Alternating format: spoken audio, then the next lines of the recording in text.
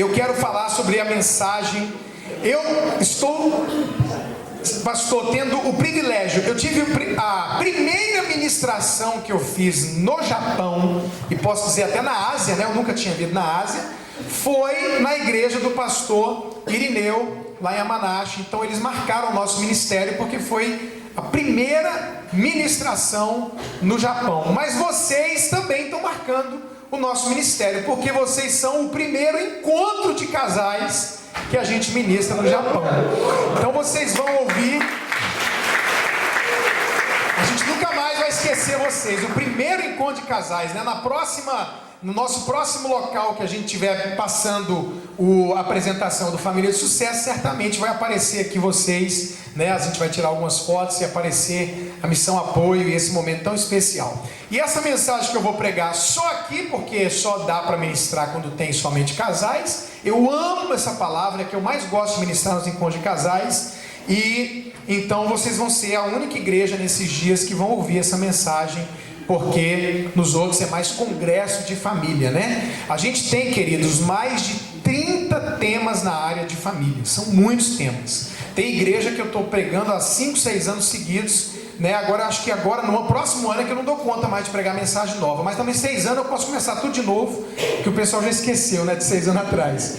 Mas essa mensagem é a que eu mais gosto de ministrar. A gente vai começar ela agora por causa do tempo, e ela é um pouco extensa mesmo, e vai terminar hoje à noite. E eu vou dizer para vocês uma coisa, irmãos: hoje à noite coisas extraordinárias acontecerão nesses quartos. Se você não trouxe tampão de ouvido, eu te aconselho ou a trazer um tampão, ou começar a gritar também, para poder misturar os gritos, e aí ninguém sabe de onde vem a bagunça mesmo. Hoje eu quero falar sobre o tema Portas para um casamento de sucesso. Portas para um casamento de sucesso. Mateus, capítulo 19. Você pode colocar o slide aí, querido. O pessoal ali é brasileiro, é japonês? É brasileiro? Quem está na mesa?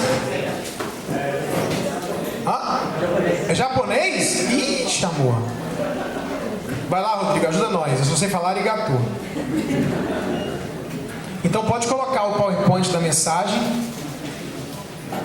que é Portas para um Casamento de Sucesso. Essa mensagem, especialmente à noite, ela é fundamental ter o PowerPoint.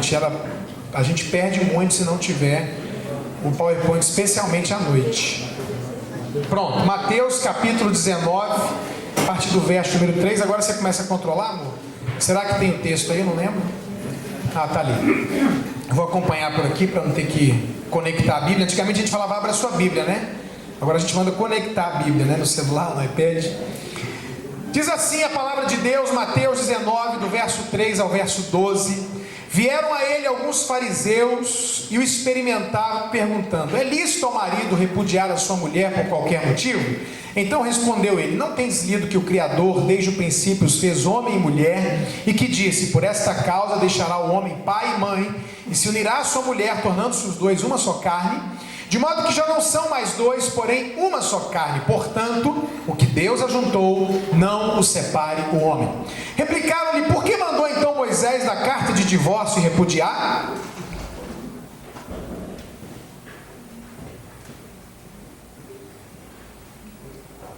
Acho que você vai ter que ficar lá perto, meu irmãozinho. Pede para passar aí, por favor, mesmo no computador, pode ser? Aí. Respondeu-lhe, volta. Respondeu-lhe Jesus: por causa da dureza do vosso coração é que Moisés os permitiu repudiar a vossa mulher. Entretanto, não foi assim desde o princípio. Eu, porém, vos digo: quem repudiar sua mulher, não sendo por causa de relações sexuais ilícitas, e casar com outra, comete adultério, e casar com a repudiada, comete adultério. Disseram os discípulos: se essa é a condição do homem relativamente à sua mulher, não convém casar. Jesus, porém, lhes respondeu: nem todos são aptos para receber esse conceito, mas apenas aqueles a quem é dado. Porque há eunucos de nascença, há outros a quem os homens fizeram tais, e há outros que a si mesmos fizeram eunucos por causa do reino dos céus. Quem é apto para admitir, admita. Obrigado, Pai, por essa tarde, por esse encontro de casais que nós abrimos no nome de Jesus. E, Senhor, pedimos, fala ao nosso coração nesses dias. Fala conosco nesse momento. Que a tua palavra encontre solo fértil, que produza fruto, mudança, transformação, milagre, bênção, e que o Senhor mais uma vez seja glorificado. Demônios envergonhados e famílias e casais abençoados em nome de Jesus. Diga amém. Amém. Queridos, a gente trabalha com família há mais de 20 anos. Como a pastora Maíla disse, somos casados há 22 anos, fazemos 22 anos de casado esse ano em outubro, mas trabalhamos com casais e família há mais de 20 anos, porque assim que nos casamos, no primeiro ano de casamento, nosso pastor já nos desafiou a cuidar do ministério de casais da nossa igreja, e nós então começamos a trabalhar e nunca mais paramos. E nesses muitos anos trabalhando com casais e famílias, eu percebi que a maioria dos casais não tem desfrutado aquilo que o casamento poderia oferecer, aquilo que era o projeto de Deus e aquilo que eles imaginavam experimentar e viver no relacionamento conjugal. E pensei, orei e percebi que uma das principais razões da falta de sucesso, de alegria, de realização, de estabilidade conjugal e familiar, no caso da igreja, dos cristãos especialmente, é a falta de entendimento, ou não parar para perceber e lembrar que nós não somos apenas um ser espiritual. Eu não sei qual é a doutrina da igreja, se é dicotomia ou tricotomia, vocês são? Eu também. Então, nós acreditamos que somos espírito, alma e corpo, né? Eu gosto muito da definição da apóstola Valnice, que deu há muitos anos atrás, aonde ela diz que nós somos um espírito que possui uma alma e habita num corpo. E sabe, irmãos, se nós somos espírito, alma e corpo, nós vamos passar problemas, lutas e desafios na vida nas três áreas: espírito, emoções e físico, corpo, relacional, dia a dia. Porém, se você parar para pensar comigo, os crentes têm uma tendência, eles têm uma mania, depois que a gente se converte, depois que a gente encontra Jesus, depois que a gente vem para a igreja, a gente começa, irmãos, a espiritualizar tudo. Então, agora que a gente é crente, tudo que acontece na vida da gente é o capeta. Já viu isso? Furou o pneu do carro, é o diabo. Não tem prego na rua, Satanás é que furou o pneu do meu carro. Uma irmã uma vez falou: pastor, a minha máquina de lavar queimou. Foi o cão que queimou minha máquina de lavar. Falei: irmã, mas o capeta está desocupado demais, meu Deus. E quantos anos tinha sua máquina de lavar? Ela falou: 30 anos. Eu falei: irmã, a sua máquina não foi queimada pelo diabo, a sua máquina era o diabo. Que uma máquina com 30 anos, ela já é o Satanás, irmã. Então não foi o capeta que queimou ela, não. Ela estava sobrevivendo, não sei nem como. Fala para esse marido seu arrancar esse demônio de lá e comprar uma máquina nova para você, em nome de Jesus. Então a gente espiritualiza tudo. A gente aprende na igreja que tem que dar dízimo, oferta, primícia e tal. E aí a gente começa a dizimar e ofertar, começa a ter problema financeiro, e é o cão, é o diabo. E aí eu falo: querido, não é só dízimo e oferta que prospera. Você tem um lado das finanças que é espiritual, mas existe um lado que é prático e administrativo. Eu preciso ser fiel a Deus e eu preciso administrar bem as minhas finanças, ter uma educação financeira, saber poupar e etc. para poder prosperar financeiramente. E amados, a gente vê as pessoas então se casando, e aí começam as lutas e os desafios de uma relação conjugal que todo mundo passa, ninguém na face da terra escapa disso. E o que a gente faz? A gente pensa que todo problema de um casamento, de uma família, vai se resolver com jejum e oração. E aí a gente ora pelo casamento e jejua. Enquanto a gente está orando e jejuando pelo casamento, Deus está abençoando, o que é demônio está caindo, o que é maldição está se desfazendo. Mas eu quero dizer para vocês, a minha mulher, mulher de Deus, é profeta. Vocês vão ver quando ela pregar aqui, eu sempre ponho ela para pregar no final, porque depois que ouve ela e recebe a ministração dela, ninguém quer me ouvir mais. Então, eu não deixo ela falar no início, né? Na igreja Batista do Angelim, lá em Maranhão, uma igreja muito grande, eu terminei de pregar. os 3 dias, ou os 2 dias, não lembro, e minha esposa pregou no final, pastorzão, né? Ele já é um senhor de idade, ele me abraçou e falou: meu filho, foi muito bom te conhecer, mas eu não te trago mais não, eu sou a sua mulher agora. Então, vocês vão ver a pastora Maíra pregando, ministrando, é muita unção. Se tem profeta aqui, pode orar por mim, eu quero receber a palavra profética. Mas eu quero dizer para vocês, irmãos, eu sou renovado, eu creio na unção, mas nem tudo é espiritual. Existem coisas que são emocionais, e existem coisas que são físicas, e existem coisas que são práticas na nossa vida. Enquanto a gente estiver aqui, é espírito, é alma e é corpo. Eu tenho encontrado muitos casais com problema sexual, com problema emocional, com problema familiar, e eles estão frustrados. Por quê? Porque eles não entendem como que eles são crentes, como que eles são abençoados, cheios de Deus, oram e jejuam tanto, e estão com tanto problema no casamento, na família. E aí falta esse entendimento que nós não somos só espírito, que não é só o espiritual. Eu peguei um casal uma vez para trabalhar, para aconselhar, e eles estavam com problema na área sexual, sem problema físico, bonitos, novos. E aí eu falei: mas o que seu pastor te aconselhou? Ah, pastor, meu pastor me aconselhou a orar em línguas. Eu falei: mas resolver problema sexual orando em línguas? Então, irmãos, eu não entendo essas coisas, porque existem coisas que vão ser resolvidas assim. Tem gente tentando tratar demônio com Lexotan, com diazepam, com remédio. E demônio não se trata com remédio nem psicólogo, você expulsa. Mas tem gente tentando tratar problema emocional expulsando demônio.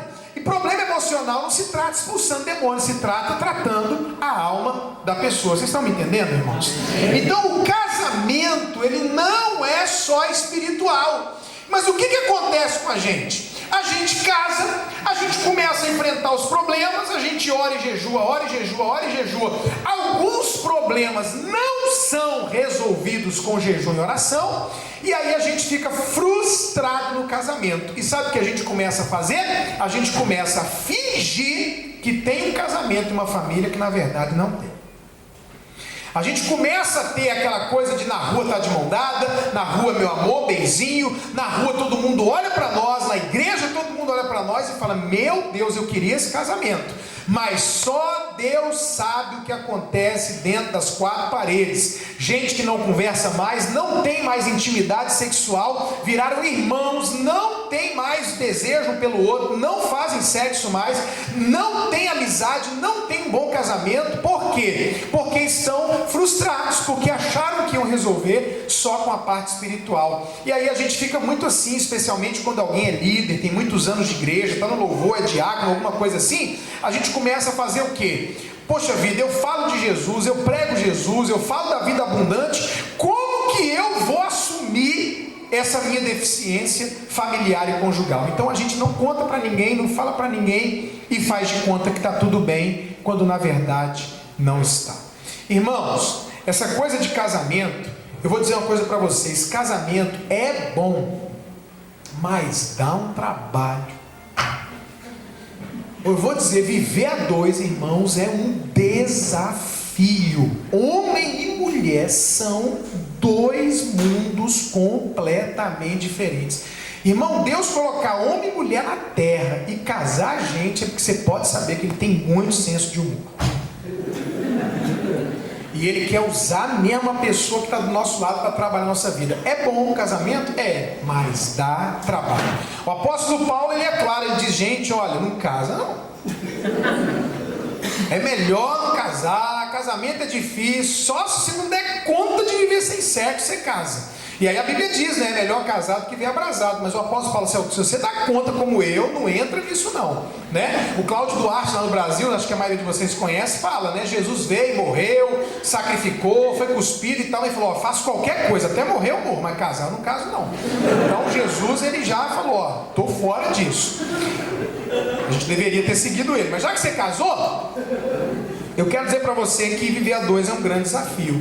Eu não sei se vocês aqui casaram com pessoas da terra, né, japoneses e tudo, mas mesmo no Brasil, irmãos, pensa comigo, o Brasil é enorme, apesar de ter a mesma língua, ou língua bem parecida, né, porque se você falar com gente do Nordeste, Curitiba, a língua é diferente. Mas assim, mineiro tem uma linguagem, mas é o português, é a mesmo país, mas as culturas são muito diferentes.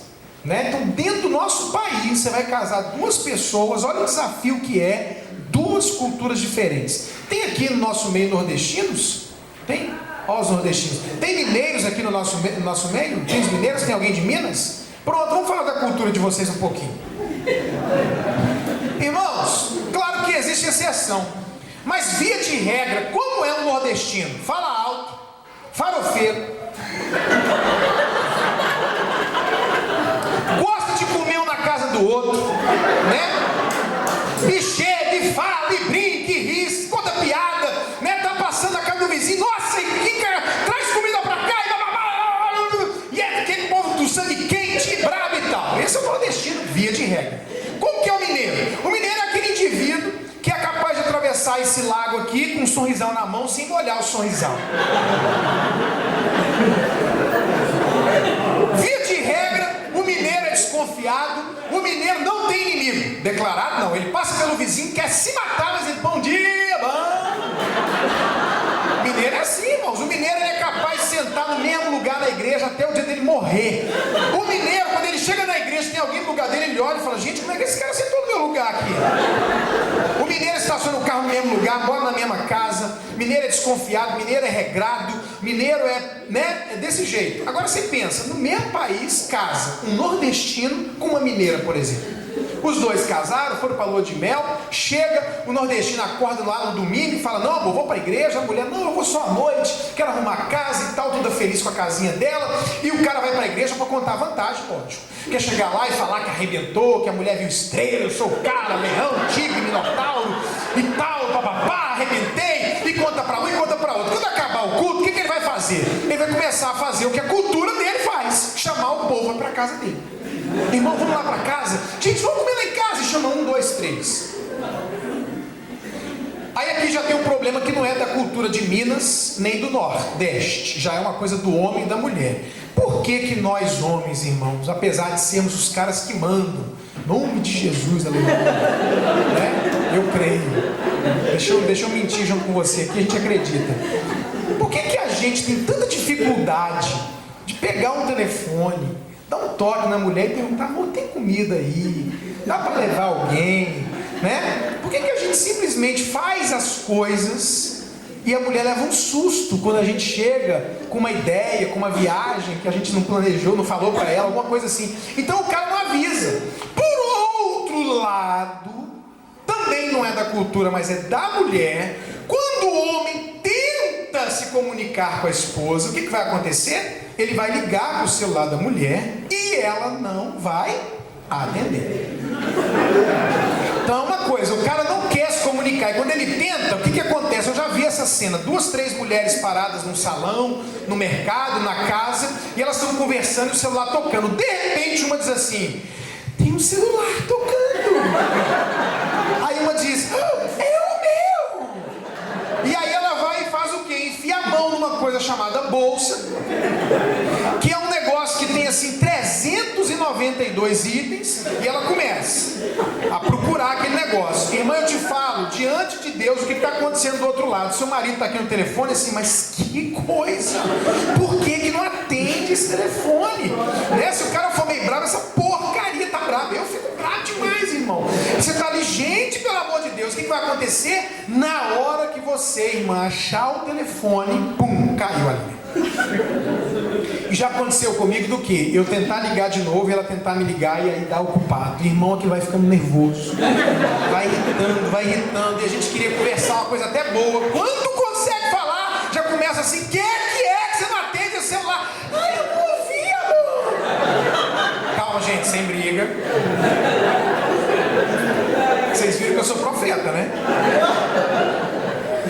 E aí, irmão, o cara não avisa, a mulher não atende, e a mineirinha tá lá arrumando as coisinhas dela, a casinha dela, e chega lá o nordestinozão, vai gritando, amor, cheguei, trouxe os irmãos para comer com a gente. Uma mineira de verdade jamais demonstrará chateação, cara feia, ela vai dizer, nossa, que benção! Só que por dentro ela está dizendo assim, quando esse povo foi embora, você está morto, miserável.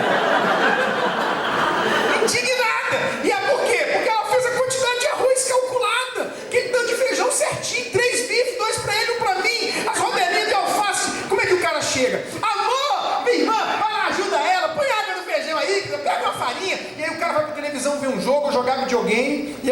Nossa, que maravilha, né? Recém-casada, chega uns 4 meninos melequentos, uns 3 casais na casa dela, sem esperar, sem arrumar, sem comida. Meu Deus, quando acabar esse almoço, irmão, o que vai acontecer com esse casal recém-casado, de culturas tão diferentes? O pau vai quebrar. Ela vai tentar explicar para ele que isso é um absurdo, que o mineiro não faz isso, que a casa do mineiro é um lugar sagrado, a cozinha mais ainda, que para chegar lá tem que avisar, se preparar. Ele vai dizer: que é isso? Eu fui criado, a gente chega na minha casa, na casa dos outros, qualquer hora. Culturas diferentes, curitibano com carioca, né? O brasiliense, alguém de Brasília aqui? Gente, o brasiliense é um dos bichos mais esquisitos que tem. Eu sou brasiliense, mas eu vou te falar a verdade. Se ele é brasiliense, ele vai te falar a verdade. A gente lá em Brasília, irmão, entra no elevador, se tiver alguém vindo, a gente aperta o botão rápido, para não ficar no mesmo ambiente, porque a gente fica dentro do elevador, os dois, bom dia aí. Brasília, você convive com um vizinho 10 anos, não sabe o nome dele, não conversa com ele. O brasiliense é assim, o curitibano mais fechado ainda. Primeira vez que eu fui no Rio de Janeiro, meu irmão, eu sentei lá num ônibus e eu era novo, fui ver meu pai, e eu ouvia tanta coisa do Rio, assustado. De repente uma mulher senta do meu lado, começa a conversar comigo, parecia que me conhecia, e eu falo: essa mulher vai me roubar, me estuprar, o que ela vai fazer aqui, meu Deus do céu? Assustado, e ela conversou e falou e tal, que dia, você vai indo no ônibus em Brasília, ninguém fala, todo mundo calado, quem é amigo? Então, culturas diferentes, casou, vai ser um desafio. Pastor, não, no nosso caso não, a gente casou, mas a gente é de São Paulo, todo mundo é de Santos, é de Brasília, todo mundo aqui, a gente é da mesma cultura. A cultura às vezes é igual, mas e o temperamento, irmãos? Né? Casa um sanguíneo com um melancólico. Melancólico é aquela pessoa que gosta de ver quadro, lê poema, toma chá no escuro, de moletom, meia luz, né? Uma hora tá rindo, uma hora tá chorando. Aí casa com um cara sanguíneo, meu irmão. Sanguíneo é aquela pessoa que você sabe que ela é sanguínea porque antes dela chegar no ambiente, a boca dela já chegou. Ela vem falando, gritando, contando piada, pegando o pé de todo mundo. Você pode ver, quando tem um sanguíneo, ele está cercado de gente, ele pega no pé de um, conta a piada do outro, e fala. Olha, quando você fizer uma festa, tem que falar: eu quero minha festa dure tanto tempo, você tem que calcular tantos sanguíneos, porque se não tiver sanguíneo na festa, meia hora acabou, se tiver demais, vai até 6 horas da manhã, você tem que calcular a quantidade de sanguíneo. Se tiver demais, eles brigam, é aquele povo falante e tal. Aí casa um cara desse tipo, com uma mulher daquela calada, tal. Aí o cara, sábado à noite, tá pilhado, quer sair e tal. Quando ele vai descer na mulher dele, tá numa penumbra, e fala assim: amor, eu queria ler uma coisa pra você. E o cara quer ir pra rua comer pizza, encontrar um povo e tal. Aí ele vai, né, senta pra agradar a mulher, mas ele já senta assim, ó. Ele senta a perna pra cima, se mexendo, cabelo, né? Ele pisado, e a mulher fala assim: amor, eu li um negócio aqui. Aí quando ela vai pegar, você pensa que é uma frase, são 4 folhas. Ela começa a ler aquilo, o cara tá ali: meu Deus do céu, o sangue de Jesus tem poder, né? Que legal, amor, que legal. Tipo assim, vambora.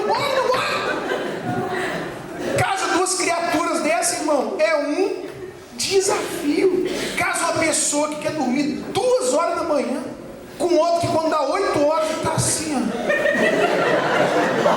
né? Passando mal, o olho fechando. A mulher: vamos jantar. Não, gente, vamos pra casa, vamos dormir. É a coruja, a mulher coruja, acordou de noite. O outro é um passarinho, um bichinho chamado cotovia, que 6 horas da tarde tem que dormir. Então aquele cara, né, morrendo ali. Eu tenho um irmão na minha igreja que ele fica lá, a gente tá jantando, ele tá: gente, vamos dormir, gente. Pede a conta, gente. Garçom, e a mulher dele: cala a boca, espere. Casa 2 pessoas dessa, irmão. Por outro lado, quando vai dando 6 horas da manhã, a cotovia acorda e a coruja que acorda tarde, né? Gente, caso uma pessoa dessa, diferente, sono diferente, pensamento diferente, valores diferentes, vai ou não vai ser um desafio o relacionamento? Vai, e às vezes é o mesmo país, é a mesma coisa, a mesma cultura, fora a diferença de temperamento, de dormir, de cultura, fora a diferença que é namoro para casamento. Época do namoro, os homens tomam banho, escovam o dente, usa perfume, chupa house, não é verdade? Fala a verdade.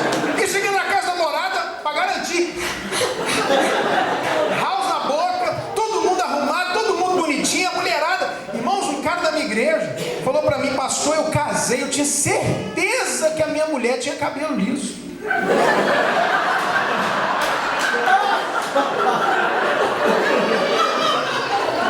Tinha certeza que eu tinha cabelo liso. Depois eu descobri que ela não tinha cabelo liso. Um dia molhou lá o cabelo, dormiu. Eu falei, menina, que é isso? Tem cabelo liso? Não. A mulher põe cinta, né? Que é um negócio assim. Época do namoro, irmão, ninguém faz. Ó, época do namoro, ninguém peida e arrota na frente do outro. Já viu isso? Um dia meu filho estava na mesa comendo, novinho, 6, 7 anos, hoje está com 14, ele arrotou na mesa. Quando ele arrotou, as meninas, com misericórdia. A minha esposa, meu filho, a educação. Eu concordei com ela, meu filho, a educação, mas por dentro, pastor, com os dias de hoje eu fiquei feliz, de garotão, machão. Graças a Deus que o menino arrotou, pelo amor de Deus. Mas ali, educação e tal. E as meninas falaram, eu falei para elas, princesas, ó, deixa eu falar uma coisa para vocês. Fala a verdade, papai trabalha com família. Minha filha, todo homem arrota e peida, minha filha. Não, meu namorado não. Eu falei, namorado não. Namorado, minha filha, você vai ver ele me amarela assim. Aí você falou, o que foi, amor? Ele, não, nada, ele tá segurando. Vai suar. Agora, depois que casar, minha filha, vira guerra nuclear. Tem homem que segura a mulher, já viu isso? Faz, põe lá no lençol e fica...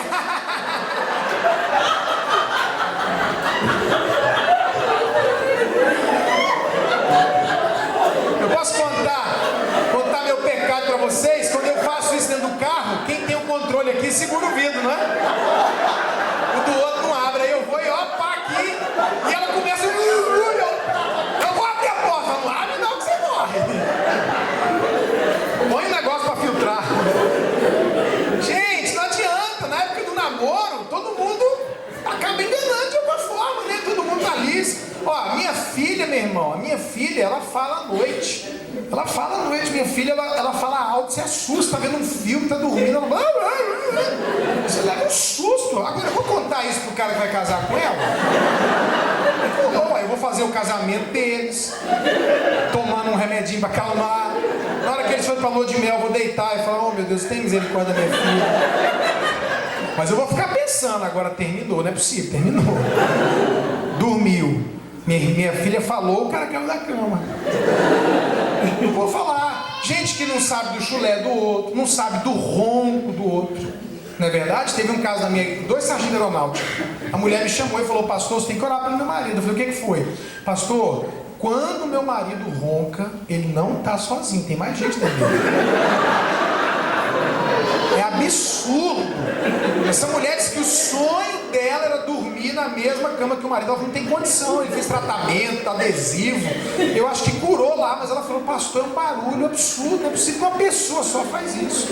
Então, a gente casa, irmão, ninguém para ver chulé, ninguém para pensar que um dia vai acordar, ver a mulher barbando, né, no travesseiro, e a cultura, e o temperamento, e o sabonete, a pasta de dente, a toalha.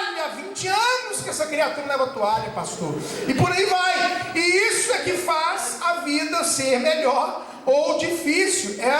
Essas coisinhas são um desafio. E resolve isso com oração, gente? Não resolve com oração.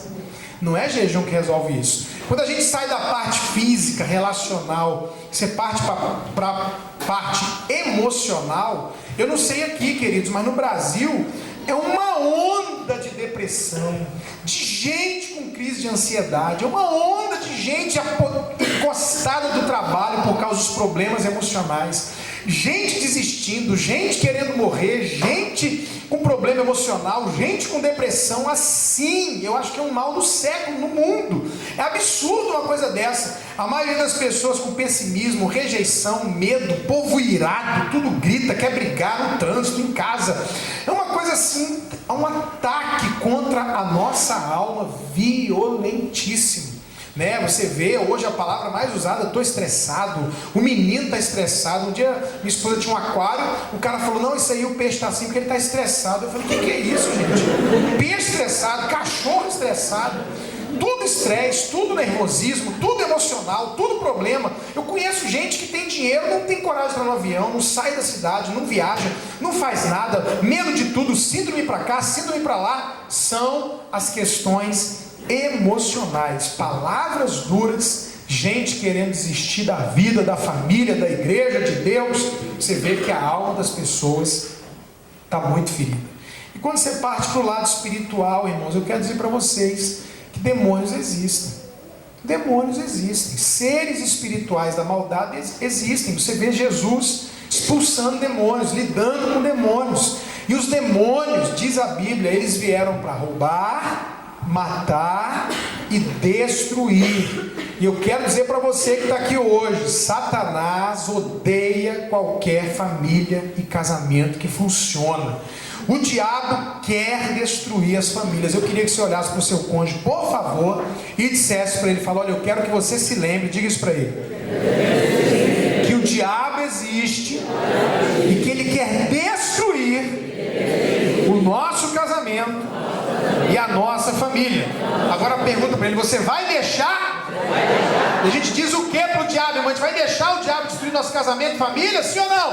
Não! Em nome de Jesus, não. Por quê? Porque Jesus veio para desfazer as obras do diabo. E maior é o que está em nós do que o que está no mundo. Mas eu não posso ignorar a existência do meu inimigo, e eu não posso deixar de saber que ele tem um objetivo definido de destruir as famílias. É um ser milenar que conhece as famílias, conhece as pessoas, e ele vai lutar para tentar destruir o nosso casamento e a nossa família. Então, queridos, eu queria dizer para vocês que nós temos um grande desafio. O casamento é um grande desafio, na parte, como eu disse, prática, vivencial, relacional, na parte emocional, somos diferentes, cada um entrou na relação com seus limites, com seus traumas, né? A gente juntou agora. Tem gente que pensa, quando eu casar vou resolver o problema. Quando você casou, você dobrou o seu problema, né? Porque eram seus problemas e agora são os seus, e os dele ou dela, juntou, e agora tem que lidar com isso. E a Bíblia diz que quando eu me caso, eu me torno participante da mesma graça de vida, né? Não tem como ser feliz ao lado de alguém infeliz. E aí tem a parte espiritual. E pastor, como é que eu faço para ter um casamento de sucesso? Então, a primeira coisa que eu quero te dizer, para nós termos um casamento e uma família de sucesso, nós precisamos fechar a porta para o divórcio. Meu amor, fechar a porta para o divórcio. Queridos, eu quero que vocês me acompanhem, por favor. Quero que vocês estejam aqui comigo. Eu quero pedir licença para vocês. Eu vou pegar meu celular aqui, porque eu sei que a gente tem que ser bem certinho com o horário, né? E eu não quero passar do meu limite. Acompanha comigo um pensamento. Casamos e certamente problemas vão surgir no nosso relacionamento. Qual é a tendência natural do ser humano quando começam os problemas dentro do casamento? Primeira coisa que vem na minha cabeça: vamos separar, né? Puxa vida, quando eu tô falando de problema, coisa mais séria, ou seja, aquela situação chata, não aquelas coisinhas que a gente contorna, mas assim, problema surgiu, e aí o que a gente faz? Puxa vida, será que eu casei certo? Meu Deus, e aí às vezes pensa num ex-noivo, numa ex-noiva, e questiona, o diabo entra também, e a gente começa a pensar que a solução do nosso problema é o quê? O divórcio, é a separação. A gente pensa isso, e aí a gente pensa, e às vezes a gente fala isso, e a gente ameaça o cônjuge, e a gente solta essa palavra dentro de casa. Então, o que eu acho interessante é que a gente está no primeiro mês de casamento, por exemplo, tem uma situação, pensa em divórcio. 3 meses depois tem a mesma ou uma outra situação, pensa em divórcio. E vai lá, 6 meses, 9 meses, 1 ano, ouve uma mensagem, participa de um encontro, fala com alguém, recebe um aconselhamento, passa por aquilo, pensa bem, puxa, não posso fazer isso. E 1 ano, e 2 anos, e 3 anos, e 5 anos, e 10 anos, mas sempre quando a coisa está difícil, quando a coisa está pegando, vem na cabeça sempre falar de divórcio, ameaçar de divórcio, pensar em separação, separa, volta, dorme separado. E sempre, irmãos, parece que a única solução para o problema é separar, ou ficar sozinho, ou recomeçar de novo. Eu quero dizer para vocês, queridos, que divórcio, separação, além de não ser a solução do seu problema, eu vou repetir: divórcio e separação, além de não ser a solução do seu problema, se você é cristão, numa perspectiva bíblica cristã, o divórcio e a separação não é uma opção legítima para o Filho de Deus, para o crente em Jesus. Além de não ser uma opção legítima o divórcio e a separação, eu quero dizer para você que todas as vezes que você fala de divórcio e de separação dentro da sua casa, você gera uma instabilidade emocional na sua casa, que envolve seu cônjuge, mas se você tem filhos, especialmente suas crianças. Às vezes a gente não para perceber que o mundo dos nossos filhos é muito pequeno. Aquela criança ali, ó, ela tem um mundo muito pequeno, é a casa, é a igreja, é a escola. Se você pensar, ela não tem ideia do tamanho da cidade. É muito pequeno o ambiente dela, e ela vai crescendo, esse mundo vai crescendo um pouquinho, né? Vai aumentando. Aí tem a amiga ali, o parente aqui, mas a casa dela é o mundo dela, é a estrutura dela. E de repente ela começa a ouvir o pai e a mãe brigar e falar de separação e de ir embora. Criança não entende isso, irmãos, nem com 8, nem com 10 anos, nem com 12 anos, não entende, não tem mente, não tem estrutura emocional para isso. Tem pai e mãe que acham que meu filho é maduro, não, ele vai entender. Quantos sobreviveram? Não tem jeito. Mas deixa eu te falar uma coisa, é impossível uma criança participar de uma situação como essa, um jovem, adolescente, e ouvir esse tipo de ameaça em casa e não trazer para a alma dela instabilidade. Vai vir instabilidade. Começa a insegurança, começa problema, começa a propensão ao uso de drogas, rebeldia e etc. Porque quando uma criança ouve de um pai e de uma mãe, vou embora, vou me separar, ela entende assim: meu pai vai me abandonar, minha mãe vai me deixar. Eu tive um caso, eu prego isso aqui desde 1991, 92, por aí que eu prego essa mensagem aqui, 93, uma coisa assim. Mas eu sempre, preguei isso há 2 anos atrás. Eu encontrei um casal, graças a Deus a situação se reverteu, mas esse casal anunciou para os filhos de 10 ou 12 anos e 9 anos que ia se separar. Você sabe qual foi a reação do menino de 12 anos? Esse menino caiu no chão de joelho chorando, e ele colocou a mão na cabeça, e olha o que ele dizia: Deus, aonde foi que eu errei?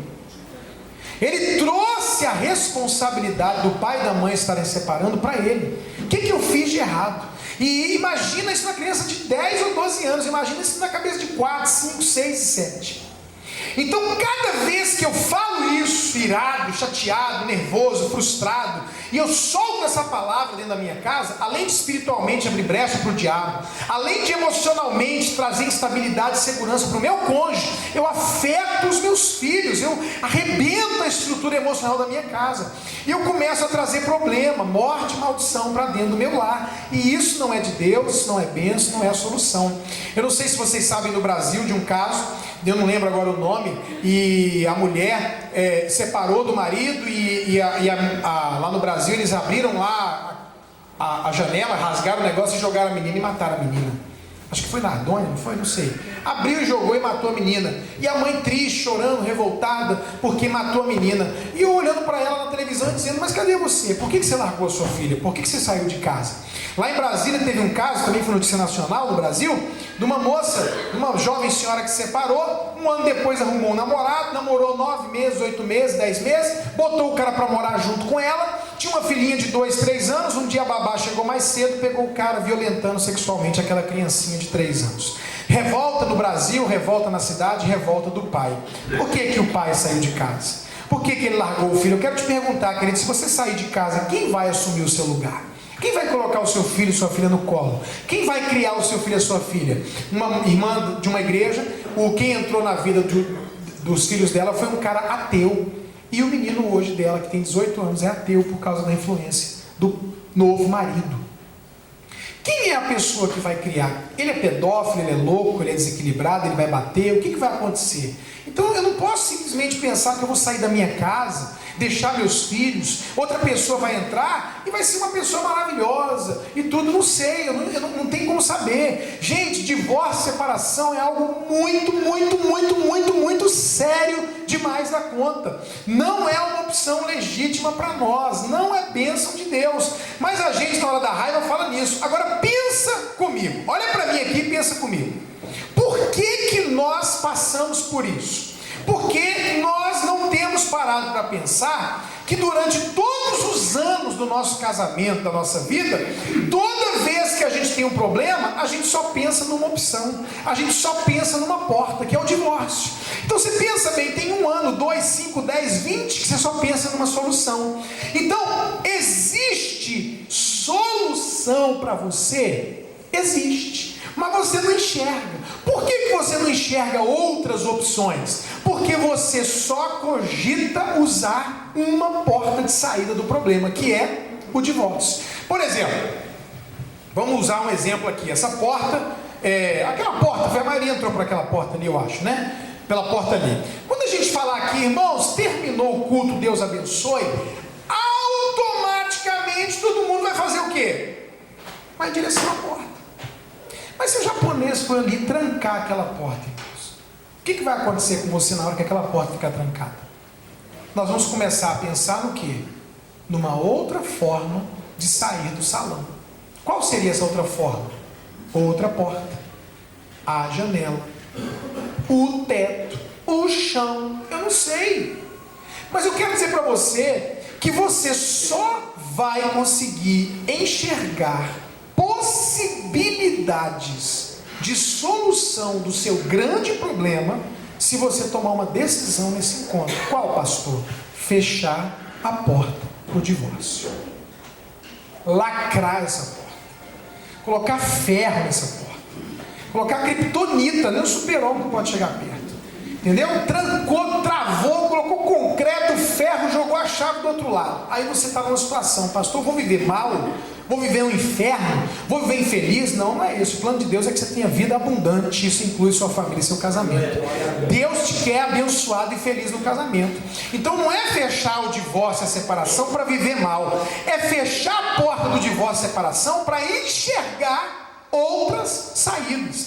Você não vai ver outras saídas se você primeiro não anular essa que tem sido a única saída que vem na sua mente. Então, irmãos, eu quero dizer para vocês, diante de Deus, não é porque eu sou melhor que você, porque eu não sou. Talvez meu casamento teve mais desafios do que o seu, mas eu quero dizer para você, eu vou fazer 22 anos de casado e nunca, nenhuma vez nós falamos em divórcio e separação. Pastor, o senhor teve vontade de falar? Tive. Teve motivo? Ela teve, eu tive. Nunca falamos, não porque não tivemos problema ou vontade, mas porque nós tomamos uma decisão. Eu falei com ela, a gente vai entrar no casamento, vai fazer esse negócio funcionar, nós não vamos separar. Então na hora que a gente estava num momento difícil de crise, aquela porta eu não posso, então eu tenho que achar outra porta. Por isso, e não pela ausência de problema, nunca falamos em separação. A gente já falou em matar um ao outro, mas separar não. Olha, eu não posso separar você, eu te mato, né? Tô brincando, gente, não faz isso não, pelo amor de Deus. Mas, tá entendendo? A gente já pensou, o que eu faço? Eu vou para o encontro de casais, eu vou ler, eu vou orar, eu vou pedir libertação, eu vou procurar tratamento, eu vou procurar o pastor, eu vou procurar a janela, eu vou abrir um buraco no chão, eu vou pular o teto, eu vou quebrar a porta, mas eu vou sair desse problema, eu vou resolver essa situação. Porém, a minha opção de saída não é separar, não é divórcio, não é separação. Irmãos, acreditem no que eu vou dizer para vocês. Irmã querida, trocar de marido é trocar de problema. Eu te aconselho a ficar com um problema que você já conhece. Você não sabe se vem um pior. Trocar de mulher, meu amigo, é trocar de problema. Amante, pornografia, é ilusão. Amante, pornografia, prostituição é maldição, mas no sentido que eu quero dizer, é parte de diversão, é montanha-russa. Se você largar a tua mulher e for ficar com a amante, meu querido, vai virar mulher e vai ter problema igual ou pior.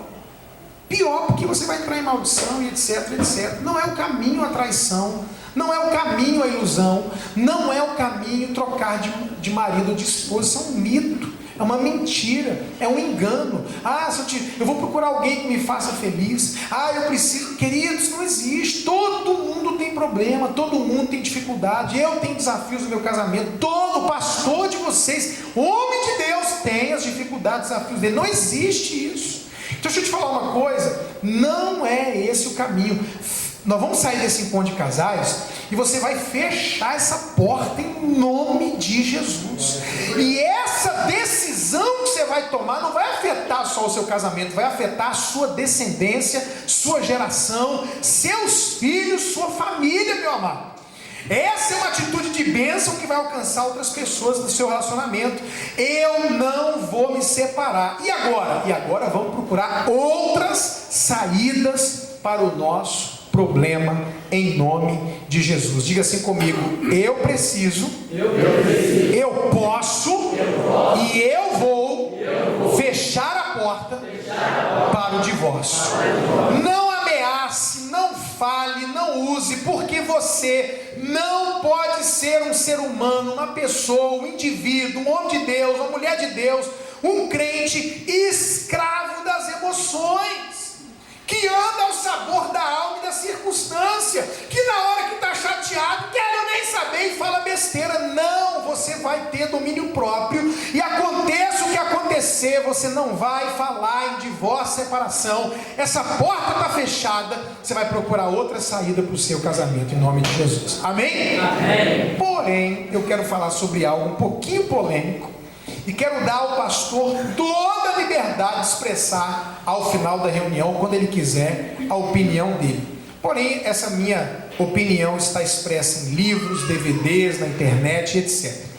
Amados, nós temos no Brasil, no mundo na verdade, 3 linhas principais sobre divórcio e novo casamento à luz da Bíblia. São as 3 linhas que existem hoje. Não fui eu que inventei, não foi outro ministério que inventou, isso existe. Eu vou explicar para vocês.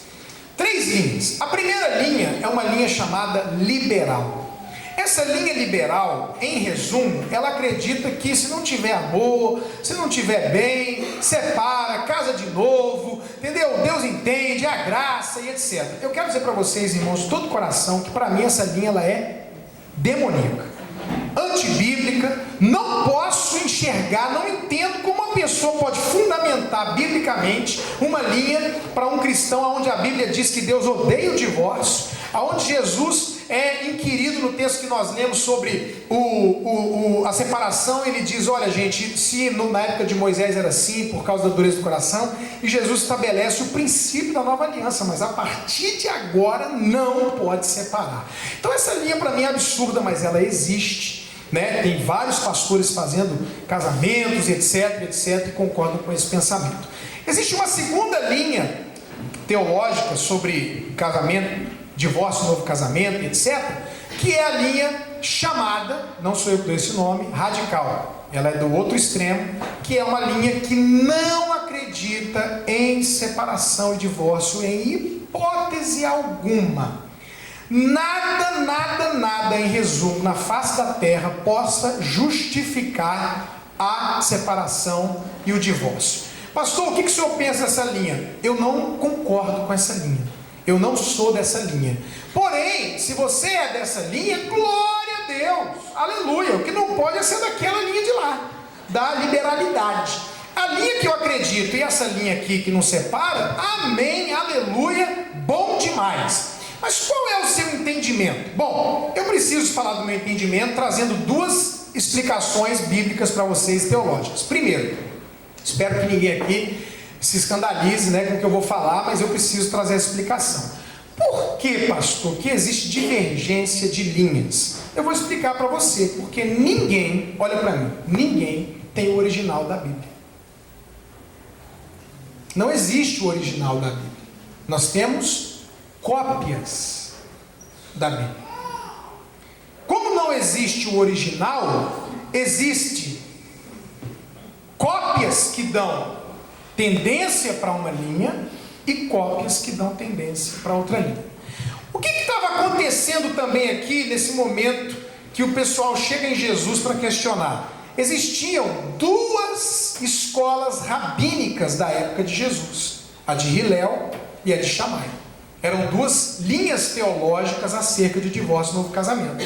E os fariseus chegam com uma das escolas, dizendo, olha, tal, pode separar. E Jesus pende para outra linha, que é mais radical, e diz, não pode.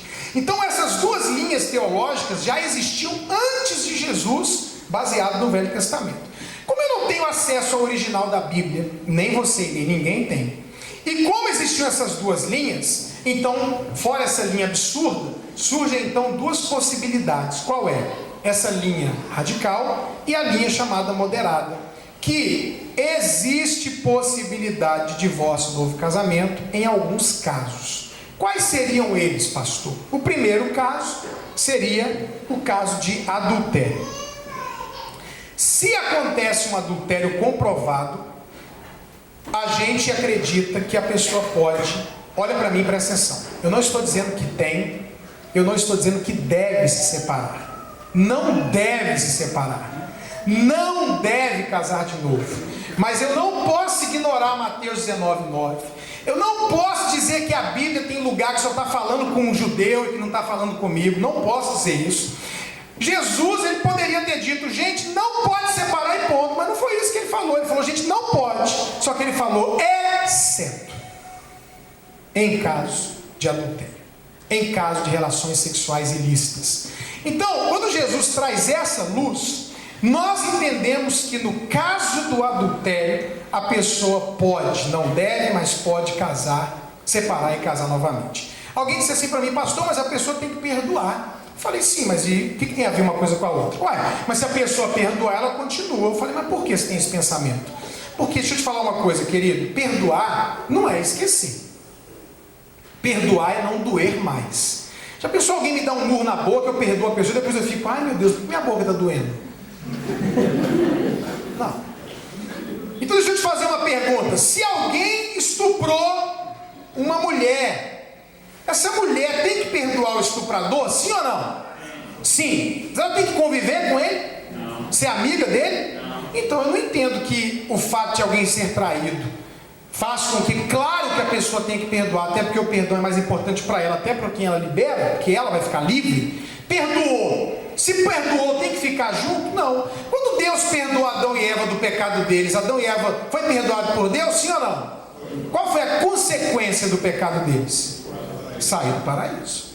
Então, a pessoa que adultera tem que ser perdoada pela quem sofreu adultério, mas a pessoa, entendo pelo que Jesus disse, não tem que continuar. E essa perda do cônjuge pode ser a consequência do seu pecado.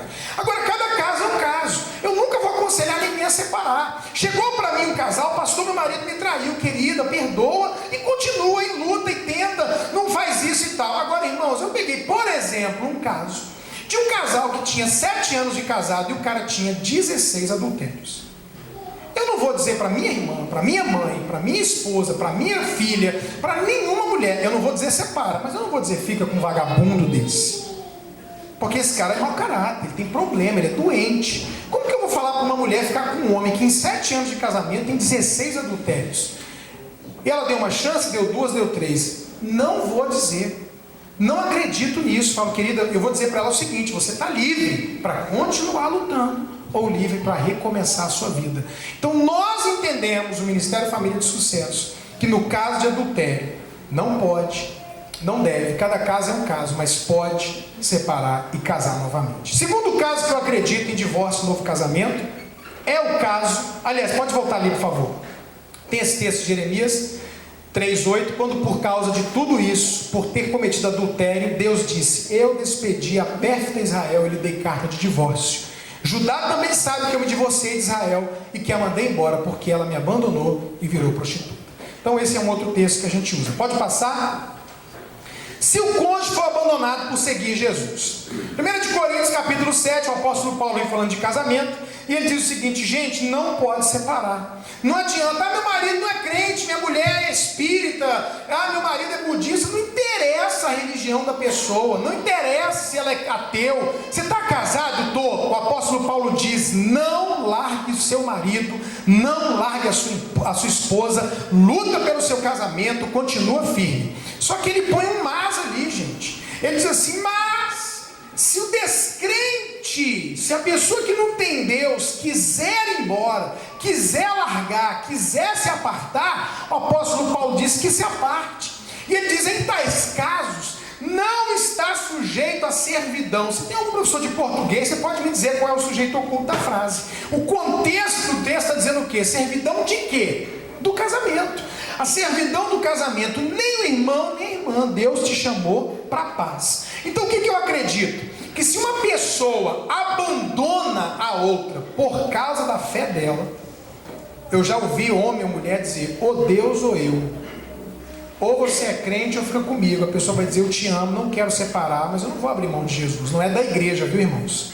Se o cônjuge proíbe o outro para a igreja, ele deve parar de ir na igreja, se for marido proibir a mulher. Agora, Deus ou eu, a pessoa vai dizer: Deus. Então eu vou embora, te larguei. Pastor, essa pessoa nunca mais pode casar? Não, não está sujeito à servidão do casamento.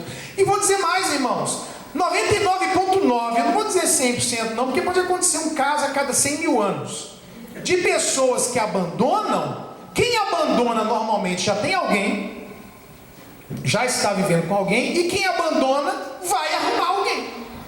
Então vai cair no caso do adultério. Então a pessoa que foi abandonada por seguir e servir Jesus, eu entendo, pode se casar novamente. Terceiro caso e penúltimo. Aí já não é divórcio, é morte do cônjuge, né? Isso é um problema. Por quê? Porque quando a pessoa sabe que se o cônjuge morrer, ela pode casar de novo, ela começa a orar. Isso é macumba, irmão. Aí o cara começa: Senhor, eu amo a minha mulher, mas o Senhor ama ela muito mais. E que se o Senhor tanto ama ela, leva ela para o Senhor. Elimina essa praga, Jesus.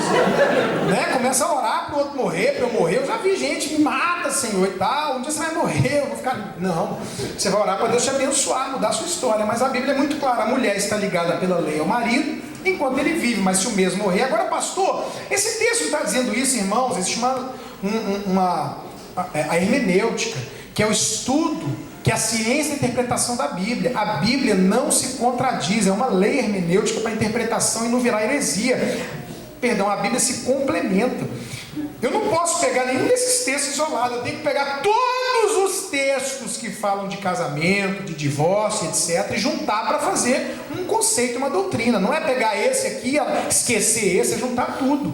E a Bíblia, juntando tudo, vai se complementar. No caso, o apóstolo Paulo está dizendo: olha, a mulher está ligada ao marido enquanto ele vive, mas se o mesmo morrer, desobrigada a ficar da lei conjugal, de sorte, presta atenção, que será considerada adúltera ou adúltero, se vivendo ainda o cônjuge, o marido, unir-se com outro homem ou mulher. Porém, se morrer o marido, estará livre e não será adúltera se contrair novas núpcias. Eu quero dizer para vocês, irmãos, que a Bíblia está dizendo que se você casar de novo e não for um desses motivos, você está vivendo em adultério. Irmão, em nome de Jesus, me perdoa de falar isso, eu tenho que falar o que a Bíblia diz. A Bíblia diz que os adúlteros não entrarão no reino dos céus. Não é quem praticou o adultério que perdeu acesso ao reino dos céus, que a pessoa pode se arrepender e recomeçar. Mas se eu casei com alguém fora dessas coisas, eu estou vivendo na prática do adultério. E a única solução para mim é viver sozinho ou voltar para o meu cônjuge. Por isso que Mateus 19, verso 12, que a gente leu, diz assim: olha o que a Bíblia diz: a eunucos de nascença, Há eunucos que os homens fizeram eunucos, e há pessoas que se fizeram eunucas para não perder o reino de Deus. Se por acaso alguém separou e não tem como recomeçar com a pessoa, e não é um desses motivos que eu estou falando, só tem mais um, e a pessoa casar novamente, irmão, você perdeu o reino dos céus. Ah, não creio assim. Irmão, eu vou te dar um conselho do Detran: na dúvida, não ultrapasse. Você está colocando em risco sua salvação, isso é muito sério, porque os adultos vão entrar no reino dos céus. Então, próximo e último: conversão. E assim, se alguém está em Cristo, é nova criatura, as coisas velhas já passaram e tudo se fez novo. E a Bíblia ainda diz que Deus não leva em conta o tempo da ignorância. Meu pastor querido, eu era casado e eu me separei, e a minha mulher hoje casou com um cara, mora lá nos Estados Unidos, e eu me converti agora. Posso me casar novamente? É claro que pode. Porque o que você fez antes de Jesus é antes de Jesus. As coisas velhas já passaram. Deus não leva em tempo a sua ignorância. Queridão, tem como você voltar com sua mulher? Pastor, não tem, não dá, é impossível. Por quê? Não, porque a gente não tem como. Ou então ela já casou, tem filho, tem outra família. Então eu não posso nunca mais casar? Claro que não. Você não era cristão, você não tinha um novo nascimento, não tinha Jesus, não tinha luz. As coisas velhas passaram e você pode casar novamente. Agora olha para mim, queridão. Se você não foi traído, não é sonhou, tem gente que sonha, eu sonhei que me traiu, não. Se você não foi traído de fato, se você não foi abandonado, se a pessoa não morreu, e se você não era ímpio, não era cristão, se você não se encaixa nesses casos, não pode separar e casar de novo. Não pode. Você pensa num cara que procurou na Bíblia um jeito de aliviar a vida de vocês, de procurar brecha na lei. Eu conversei com teólogo, eu conversei com grego, com hebraico, sentei com o Luciano Subirá, que para mim é um dos mestres da palavra, várias vezes. Cara, vamos achar mais alguma coisa. O povo está perecendo, os casamentos, meu Deus, eu fico com dó das pessoas. Procurei nessa Bíblia, irmão, tudo que eu podia procurar, e não tem nenhuma outra possibilidade bíblica de divórcio e novo casamento. Por isso, querido, se você não se encaixa nesse caso, eu profetizo, nem vai se encaixar, em nome de Jesus. Feche a porta para o divórcio e procure outras saídas. Deus vai te dar saídas, porque o nosso Deus é o Deus do milagre e é o Deus do impossível. Ele vai renovar o amor, ele vai curar, ele vai trazer vitória, libertação, mas você não vai se separar em nome de Jesus. Amém, querido? Eu quero que você fique em pé no seu lugar.